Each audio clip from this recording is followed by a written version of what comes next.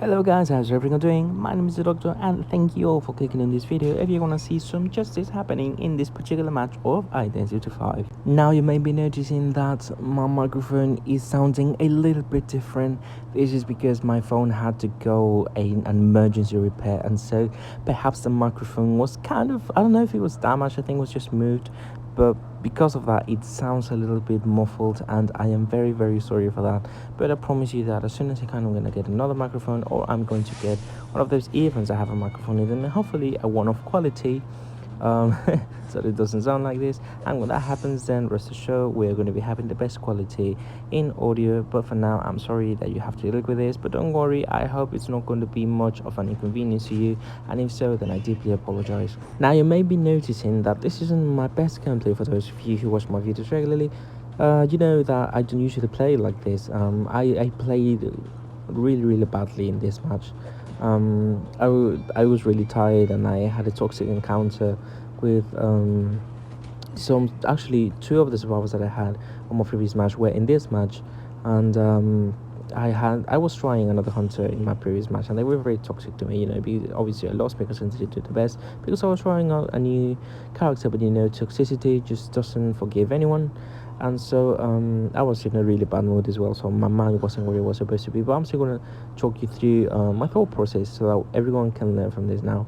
I saw Priestess waiting to go through the portal from behind. As you can see down to the right, the Priestess has a red a red fog around her name, so I could see her from afar, and I knew she wanted to portal over there. But the problem was the sea was coming, so I just had to do something. Unfortunately, that may not have been the best case scenario, but I managed to get two of them at half health. Now here, I don't know, I don't really know where you place myself in front of that pallet, but anyway. But yeah, so just explaining really quickly. In this match, you may be satisfied if you're a hunter main to see how a toxic survivor gets what they deserve. Now, I'm not gonna spoil who it is. Well, actually, I think that thumbnail already spoiled it, but that's fine. But the point is, so that's what happened in this match. A really toxic survivor just wanted to do toxic stuff, and they got what they deserved at the end. But how is the outcome gonna be, and how is it gonna play out? We don't know. Now, as you can see here, a magician made a really good rescue. And I have to chase Priestess, because there are two Priestess in this match, and that is a problem because this is Eversleepy Town, and Priestess is just, well, Priestess is broken everywhere, but particularly here, she is just really stressful to deal with. And especially when there are two, there is no penalty for there being two priestesses. You just portal fest all around, and long portals, and priestess can just make long portals and walk through them, and absolutely nothing is going to happen. So it's difficult to deal with these priestesses if it's more than one in one of these maps.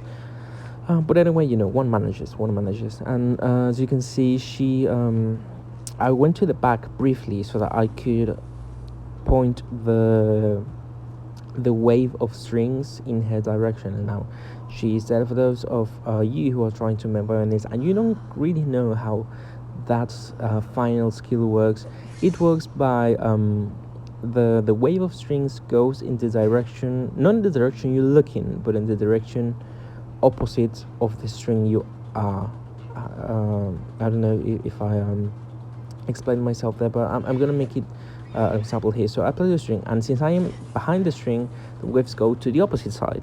You saw? Okay, so you may notice that every time the string goes, the wave of string goes, it's in the opposite direction of where I am in relation to the string. And actually, you're gonna see a mistake that I made because I did it too late, and so you can see how the direction of the strings goes in the opposite direction that I want, and it's actually not where you're facing, but rather where you are. So yeah, and I'm gonna tell you what happened. So I saw magician, Priest is going to rescue the magician, and I had to guess where they were going to be, and I had to place a note at the proper time so that I could hopefully hit both of them. But it didn't happen. Now I couldn't see him, but I heard the magician go through the window, so I had to do something about it. Now um, that was just the magician trapped himself. I was expecting him, well, Herb actually, because the person playing is well, I think it's a girl. I'm not really sure, but as I was saying, magician was trying to escape, but the way I place my string, and this is something you may apparently have to take into consideration all the time. Don't use the waves prematurely. I forget the name of the ability. I'm sorry. I should probably learn that, but yeah, don't use it prematurely. Now I knew Priestess was gonna try and rescue. Now C is gonna actually see distraction, and this is a mistake that I make. C is gonna stand up and he's gonna try to beat the distraction, and the Priestess is gonna come. But then my plan was I was gonna use the string, the wave of strings, but it didn't work because I was on the opposite side, and I did it too early. So Priestess managed to rescue, and I didn't down anyone after that. But that was my plan, you know. I knew he was going to be a distraction, and I pretended to go after him, and then I was going to use the string to down, hopefully both the Priestess and the magician, or if not, then just the magician, before they could go back to the portal, or even before Priestess could rescue. But it didn't work again because I placed myself erroneously on the wrong side of the string, and as such the wave didn't go the way it wanted to, and they both escaped. Now all that I had left was just to pursue the seer, and this is what happened next. Now here's what I was thinking, you know. They probably went through the portal, and now I break this portal so that they can't come back, and then we're going to teleport over there. Now I knew they were over there because I saw that they were healing each other, and since they were healing each other, they were probably in the same place. And since I kind of knew the general direction where they were going, they probably went through the portal at some point to get there faster. And if they did that, then they were most likely on that cipher. Now here's the unfortunate thing, and this is why I'm saying I played badly, because I made kind of wrong decisions. Now this was just to prevent Seer from going there too early, but I didn't manage to do it, and I knew he had now already, but all I had to do there was just hit him, because there was nothing else I could do. As you can see, this match is going really poorly, you know. I miss most of my opportunities, and because of my ambition, you know, want to down more people really quickly, these kind of things happen. Now I hit him here thinking that the cipher was primed, and hopefully I was on my second hit, if he got up because of the cipher, then I was just gonna chair him, and I was gonna hit him, and he was gonna fall, and I was gonna chair him again. But that didn't happen because her cipher wasn't primed. And now you may be confused here a little, because you're going to see how I know where they are. And no, I'm not hacking or anything. I have a trait that allows me to see all the survivors that are remaining when all the ciphers are popped. So I knew where Magician was going, and I know Magician is on his last chair.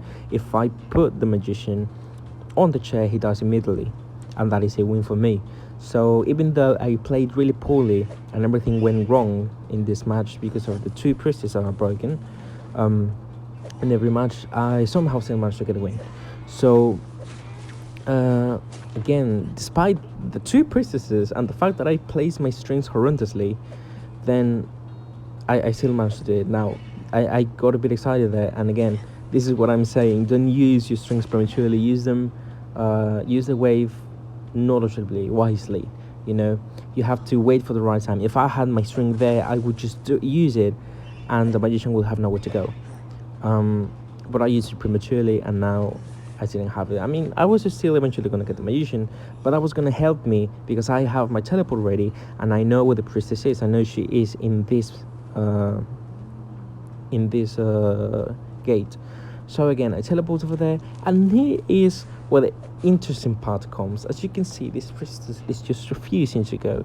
She's emoting at the gate, and she stays there. She's just over there, not doing anything other than watching me and placing graffitis and emoting.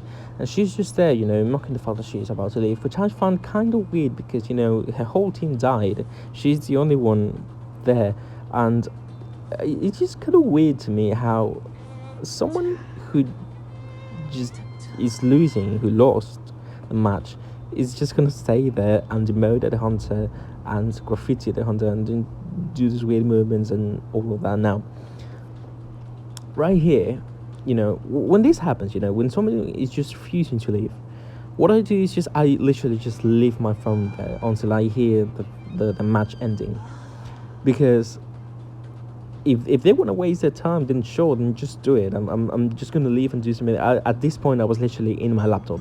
I was just playing on my laptop. I was on Google playing. I don't know what I was doing, but it's just doing something else. And she was just refusing to leave, and I was like, okay, if you want to waste your time, then waste it. I'm gonna go do something else. You're just gonna be there staring at the screen and graffitiing something when you could just be matching for another match. But no, she didn't want to, and this goes on. It really, really, really goes on. We spend here 5 minutes, 5 entire minutes with this priestess. 5 minutes, by the way, is on average a little bit more than half of what a normal match takes, in general. Usually matches end between 8 and 12 minutes, generally, which makes it an average of 10, the ones that drag out the longest take 12 minutes. The ones that drag out the shortest, actually, well, the shortest range from like 3 minutes to 4 or 5 minutes if you're just absolutely destroying everyone, if you're a hunter, obviously. Generally they range between 8 and 10 minutes, if it's an equal match where everyone's abilities are the same. And we stood here 5 minutes, more than half of what a normal match takes. And as you can see, she is there. She's not just AFK either. She is actively emoting and placing graffitis, and I'm just here playing my violin and doing something else on my computer. And she's just there. It just continues. You can skip if you want, but this is just so you know how much it took for her to just do something, and she's still there. She's literally just there doing nothing. And then my character is gonna move, but I didn't move it. The game moved it for me, because I don't use justice cells in this case. I probably should, but again, my character right now, you can see the camera just dropped, and then my character at some point is gonna move, but I'm not moving it. It's the computer moving it for me, because it detects that I am AFK. And then after that, she stays there, and then at this point, notice, wait, I heard a hit, and I'm here, and I move myself, and I'm like, what is she doing? Why is she a half health? And I'm like, okay, if you're a half health, I'm just gonna hit you. And then she's there, and I was like, okay, is she wanting to give me a win, or what? And then I was like, what? And that was the match. That was the strangest ending that I have ever seen. I've never had that happen to me. Like, just someone waiting literally 5 minutes to leave, and she didn't even leave at the end. And then she died because she didn't want to leave, because she thought that I was going to hit her into the exit, but she was far away, and she was going to die. So again, now I'm just going to play you a footage of one of my solo matches that I had. While I'm talking about what happened. So this is something you don't want to do, honestly, to be honest. If you're a survivor and you're at the gate and you're the only one left, even if it's a win, a tie, or a loss, just leave. There's no reason for you to stay. You just you waste time, and you're wasting the hunter's time, you're wasting your time, and you're wasting your teammates' time. So just please leave. There's literally nothing that you are doing there that favors absolutely anyone, literally not even you. So why don't you just leave? Literally, it's so easy. Just walk out the gate. There's nothing stopping you, literally. So, like, I can't even stop you, which I think is stupid. I think there should be, you shouldn't be able to hit the survivors into the exit, at least, if because that opens just a possibility for the survivor to just abuse it, and people just abuse that, actually. But yeah, so I don't know. It's just don't do it, literally. Just leave the gate and you go on to the next match. But learn from this priestess, learn not to be like her, definitely, because if you do that, it's just, again, you help absolutely no one. So again, this was a match. It was the match that I was going to show you. And thank you for watching. Thank you for watching this priestess get absolutely justice. And I hope to see you in the next video. Please comment down below what you think about this thing that happened. And if you have anything else to say or any suggestion, then please put it down in the comments below. And if you have watched all the way through to this particular moment, then I thank you so much for your support and the fact that you are staying up.